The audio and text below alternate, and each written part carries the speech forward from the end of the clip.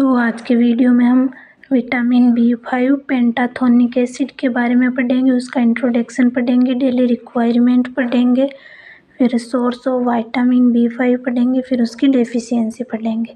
तो सबसे पहले अपन पढ़ते हैं पेंटाथोनिक एसिड या विटामिन B5 है क्या, इसका इंट्रोडक्शन पढ़ते हैं। It is one of vitamin B complex which can cure specific type of dermatitis. तो मैंने क्या बताया था, जितने भी विटामिन होते हैं वो किससे रिलेटेड होते हैं, स्किन प्रॉब्लम से रिलेटेड होते हैं। तो ये भी क्या होता है, जो विटामिन B कॉम्प्लेक्स होता है ना, उसका एक प्रकार का विटामिन होता है which can cure specific type of dermatitis. Dermatitis मतलब जो स्किन की डर्मिस लेयर है उसके अंदर क्या हो जाती है, आइटिस हो जाती है। तो ये क्या करता है, स्पेसिफिक टाइप ऑफ डर्मेटाइटिस को क्या करता है, क्योर करता है। It was isolated in 1938 in a pure form. तो ये कब आइसोलेटेड किया गया था, 1938 में। There is a specific role for pantothenic acid in the biosynthesis of corticosteroid.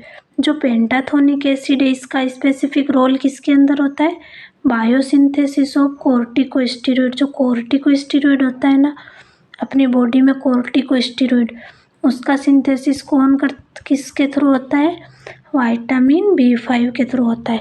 Normally human blood contain 18 to 35 mg%। तो नॉर्मली ह्यूमन बॉडी कितना contain करती है, 80 to 35 mg कोर्टिकोस्टेरॉइड। उसके बाद में अपन इसकी रिक्वायरमेंट देखते हैं। तो इसकी डेली रिक्वायरमेंट कितनी होती है, 10 mg पर डे। अब source of pantothenic acid, pantothenic acid के सोर्स क्या होते हैं, rich source are liver, wheat germ, rice polishing and dried yeast, whole cereals, legumes, nuts, oil seed, egg are good source of this vitamins। मतलब जो richest source होते हैं वो तो क्या होंगे, लीवर हो जाएगा, यानी कि जो फिश है उसका लीवर यानी कि मीट हो जाएगा। व्हीट जर्म जो अपने गेहूँ होते हैं वो हो जाएंगे। राइस पॉलिशिंग जो पॉलिश्ड राइस होते हैं वो हो जाएंगे। And dried yeast, whole cereals, legume, nuts, oil seed, egg are good source of this vitamin. तो ये तो क्या थे, रिचेस्ट सोर्स थे, रिच सोर्स थे, और ये सब क्या थे, गुड सोर्स हो जाएंगे। अब इसकी डेफिशिएंसी मतलब B5 की डेफिशिएंसी से क्या हो जाता है, deficiency of pantothenic acid is rare. मतलब विटामिन B5 की डेफिशिएंसी क्या होती है, बहुत कम होती है। क्यों, क्योंकि अपन जो डाइट लेते हैं ना उससे विटामिन B5 की पूर्ति हो जाती है। Few symptom of deficiency are, और इसकी डेफिशिएंसी से कौन कौन से सिम्टम हो जाते हैं, nausea, vomiting, tremor of outstretched hand. मतलब जो अपने हैंड्स होते हैं ना, जब उनको स्ट्रेच करते हैं तो उनमें क्या होंगे, टर्मर्स होंगे। एक condition known as burning feet syndrome was observed.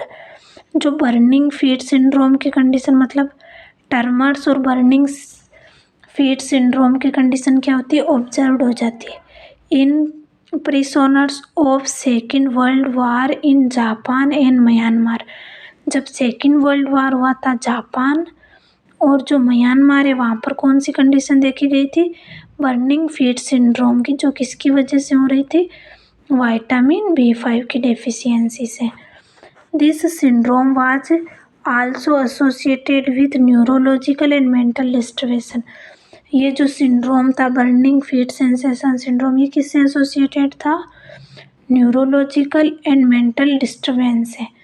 They respond to treatment with dried brewer's हीट्स which was a rich source of all B vitamins. तो इसको किससे ट्रीट किया गया था, ब्रावर्स यीस्ट से, मतलब जो अपना यीस्ट होता है ना उससे। और इस यीस्ट में क्या थे, जितने भी विटामिन B कॉम्प्लेक्स थे वो सारे थे।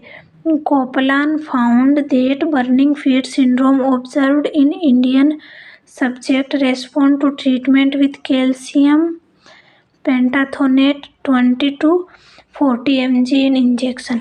तो जो गोपालान 1946 की स्टडी में क्या पाया गया, जो बर्निंग फीट सिंड्रोम है ना इसको ट्रीट किया जा सकता है इंडिया के अंदर जो पेंटाथोनेट मतलब विटामिन B5 भी देंगे और अपन कैल्शियम को भी देंगे। कितना 20 to 40 mg इन इंजेक्शन के थ्रू अपन 20 to 40 mg देंगे। पेंटाथोनेट और कैल्शियम को साथ में देंगे इंडिया की डाइट में।